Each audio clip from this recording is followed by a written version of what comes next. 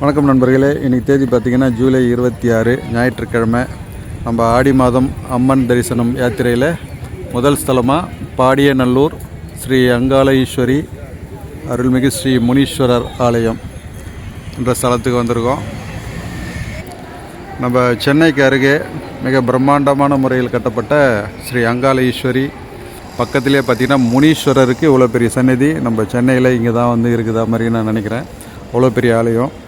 பக்கத்தில் கருப்பு சுவாமிகள் சன்னதி, அதுக்கும் பக்கத்தில் முருகர் சன்னதி. இந்த வளாகத்துக்குள்ளே பார்த்திங்கன்னா அனைத்து தெய்வங்களுக்கும் தனித்தனி சன்னதி வச்சுருக்காங்க. அவ்வளோ பெரிய ஒரு பிரம்மாண்டமான ஒரு ஆலயம். பாடியநல்லூர் ஸ்ரீ அங்காள ஈஸ்வரி ஸ்ரீ முனீஸ்வரர் பக்கத்துலேயே லக்ஷ்மி குபேரருக்கு தனி சன்னதி இருக்குது. அதுக்கும் பக்கத்துலேயே பார்த்திங்கன்னா செல்வ முருகர் சன்னதி இருக்குது. இந்த இடத்துக்கு வந்தீங்கன்னா எல்லா தெய்வங்களையும் ஒருங்கே தரிசனம் பண்ணலாம். ஒரு அற்புதமான ஸ்தலம். வாய்ப்பு இருந்தீங்கன்னா இங்கே புழலுக்கு பக்கத்தில் வந்தீங்கன்னா இந்த தரிசனத்தை, இந்த அங்காள ஈஸ்வரி அம்மன் கோவிலை நீங்களும் தரிசனம் பண்ணலாம். கோயில் வேறு இப்போ பெயிண்ட்லாம் அடித்து கும்பாபிஷேகம் பண்ணி ரொம்ப அற்புதமாக பண்ணியிருக்காங்க. மலையனூர் போக முடியாதவங்க இங்கே வந்து அங்காளம்மாவை ஆனந்தமாக தரிசனம் பண்ணலாம். நண்பர்களே, நமது ஆடி மாதம் அம்மன் தரிசனம் யாத்திரையில் அடுத்ததாக வந்திருக்கிற ஸ்தலம் பெரியபாளையம் ஸ்ரீ பவானி அம்மன் ஆலயம் வந்திருக்கோம். மாலை நேரம் என்பதால் கொஞ்சம் கூட்டம் கம்மியாக இருக்குது. 100 ரூபாய் தரிசனத்தில் ஒரு அரை மணி நேரத்தில் சுவாமியை தரிசனம் பண்ணிவிட்டு வெளியில் வந்துட்டாங்க. எல்லாம் ஒரு அற்புத தரிசனம்.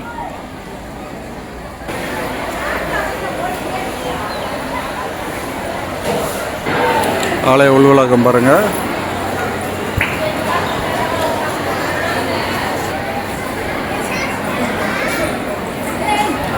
பவானி அம்மனை மானசீகமாக தரிசனம் பண்ணிக்கோங்க.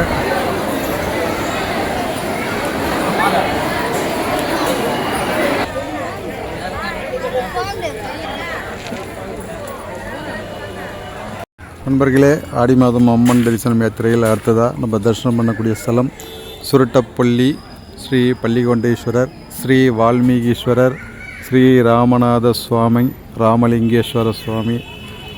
பிரதோஷம் அப்படின்றதுனால இன்றைக்கி சுருட்டப்பள்ளி வந்திருக்கோம். அம்மன் ஸ்தலங்களையும் தரிசனம் பண்ணிவிட்டு அப்படியே சுருட்டப்பள்ளியும் தரிசனம் பண்ணிட்டோம். இப்போ 4:30 மணிக்கு மேலே பிரதோஷ பூஜை துவங்க போகுது. முதல்ல பிரதோஷ பூஜை இங்கே தான் துவங்குச்சு அப்படின்னு சொல்லுவாங்க.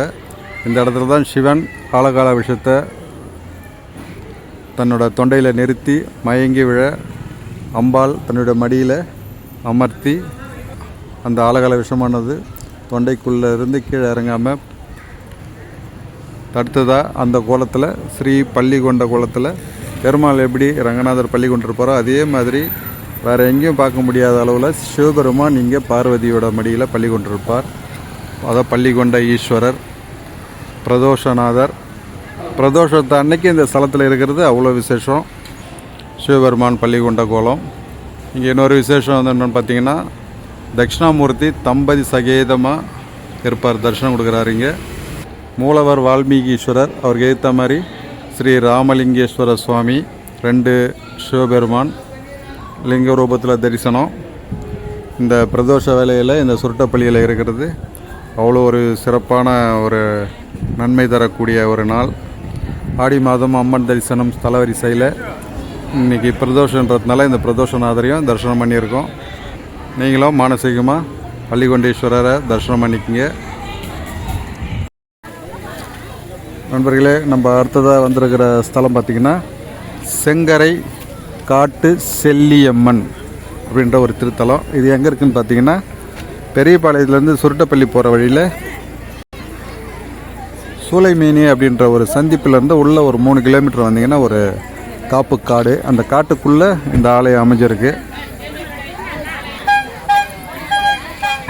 இதுதான் கோவிலோட நுழைவாயில். என்ன கோவில் கோபுரம் அதெல்லாம் எதுவுமே இல்லைன்னு பார்க்காதீங்க. இது ஒரு காடு. இந்த காட்டில் இயற்கையாக அந்த கொடிகளே வந்து பந்தல் மாதிரி போட்டு படர்ந்து இருக்கிறதுனால அந்த படர்றதுக்கு கீழே ஆலயம் அம்மனுடைய விக்கிரகம் இருக்குது. அதுதான் இங்கே தனி சிறப்பு. எப்படி இருக்குது பாருங்கள். இந்த கொடிகள்லாம் மரத்தில் படர்ந்து அதுவே பந்தல் போட்ட மாதிரி சூரிய ஒளியே இல்லாமல் எவ்வளோ அழகாக அற்புதமாக இருக்குது பாருங்கள். அங்கங்கே இந்த கொடிகளுக்கு இந்த காங்கிரீட் பில்லரில் முட்டு கொடுத்து அழகாக அமைச்சிருக்காங்க பாருங்கள். இதுதான் கியூவு.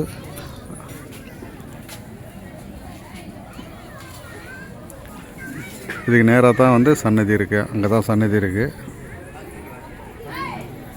சுவாமிக்கு இங்கே தான் எல்லாருமே படையல் போட்டுறாங்க பொங்கல் வச்சு.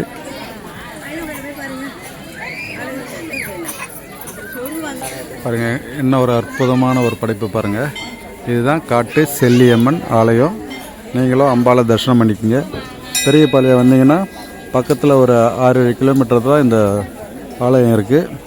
செங்கரை காட்டு செல்லியம்மன் கேட்டிங்கன்னா வழி சொல்லுவாங்க, வந்து தரிசனம் பண்ணுங்க.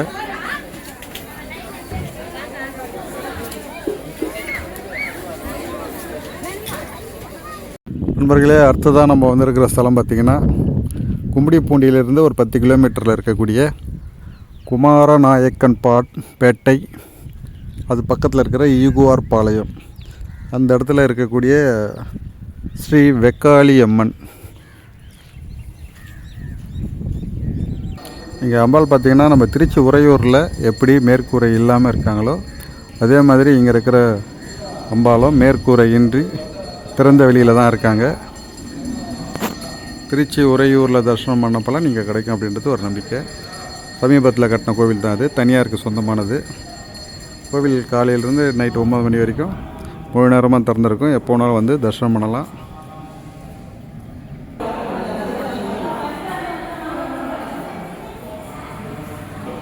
வெக்காளி அம்மனை நீங்களும் தரிசனம் பண்ணிக்கோங்க.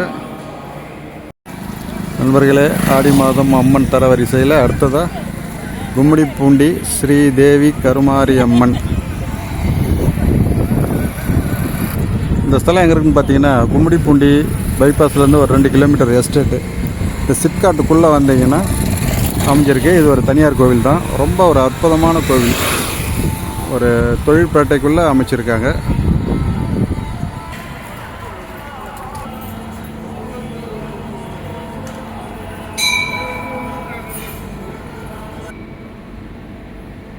இது வந்து ஒரு தனியார் நிறுவனத்துக்கு சொந்தமான ஒரு ஆலயம். இந்த ஸ்தலம் கரெக்டாக எங்கே அமைஞ்சிருக்குன்னு பார்த்தீங்கன்னா கும்மிடிப்பூண்டி சிப்காட் பாப்பன் குப்பம் அப்படின்ற இடத்துல இந்த கருமாரி அம்மன் ஆலயம் அமைஞ்சிருக்கு. கருமாரி அம்மனை மானசீகமாக தரிசனம் பண்ணிக்கோங்க. நண்பர்களே, ஆடி மாதம் அம்மன் தரிசனம் ஸ்தல வரிசையில் அடுத்ததாக நம்ம தரிசனம் பண்ணக்கூடிய ஸ்தலம் கொல்லுமேடு அருள்மிகு ஸ்ரீ நாகநாகேஸ்வரி சக்தி ஆலயம்.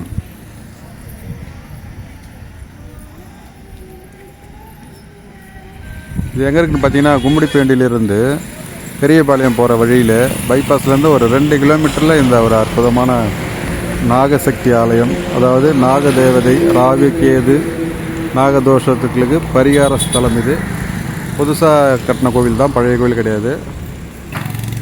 இது நம்ம பயணம் செஞ்ச பேருந்து.